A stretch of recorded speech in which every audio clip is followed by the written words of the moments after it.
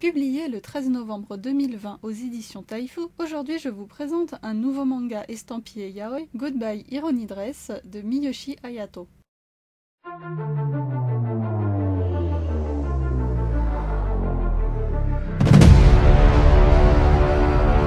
Et on peut dire qu'on entre rapidement dans le vif du sujet. Asaoka Meguru, écrivain de son état, est un homme de 29 ans qui revient emménager dans l'appartement familial après le décès de sa mère qu'il n'avait pas revu depuis son entrée à la fac des années auparavant. Devant l'entrée, et après avoir subtilement dragué l'un des déménageurs dès la première page, il fait la rencontre d'un jeune lycéen dont le vent fait voler la jupe de son uniforme façon Marilyn, mais avec un poil moins de glamour et un poil plus de caleçon. Car oui, ce garçon porte bien un uniforme pour fille.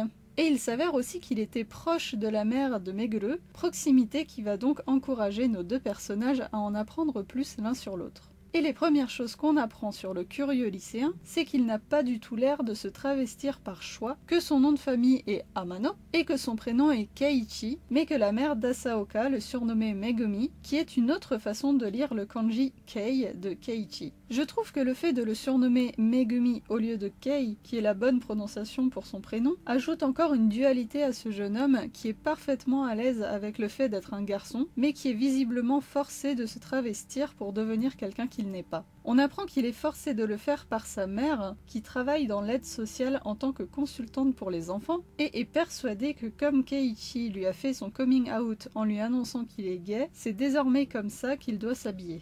Le pire dans tout ça, c'est qu'elle n'a pas de mauvaises intentions, juste une image totalement erronée de l'homosexualité de son fils, et lui n'ose pas aller contre ses décisions.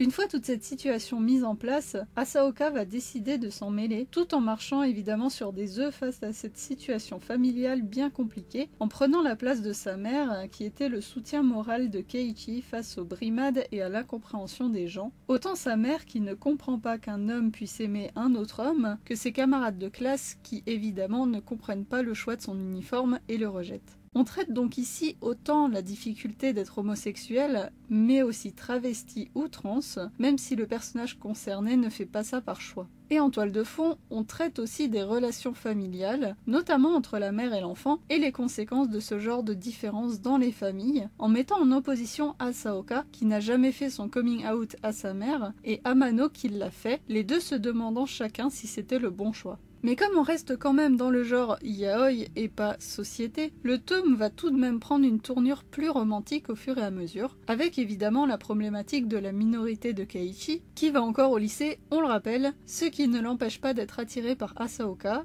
Mais est-ce parce qu'il l'aime vraiment ou parce que c'est le premier et seul autre homme gay qu'il connaît? Son histoire avec la mère d'Asaoka répondra à cette question. Et comme celui-ci est aussi attiré par Keiichi, c'est une situation qu'ils vont devoir gérer jusqu'à la fin du tome. Ce one-shot, avec son histoire claire, bien écrite, qui a un début et une fin intéressants, le tout avec des sujets délicats gérés assez brillamment par l'auteur, sans tomber dans le pathos exagéré, est une vraie bonne surprise pour moi. Avec le sujet du travestissement, on peut vite tomber dans l'excès de sexualisation dans ce genre-là, et pourtant pas du tout. Le manga est très léger, sans fanservice, c'est presque un shonen ai en fait, tellement c'est tout mignon. Donc si vous aimez les belles histoires un peu profondes mais feel good, n'hésitez pas, c'est une œuvre que je conseille fortement, car elle aurait pu vite déraper, mais a continué à faire tous les bons choix scénaristiques. En attendant une prochaine critique, prenez soin de vous et au plaisir de vous retrouver dans un autre coin de la chaîne.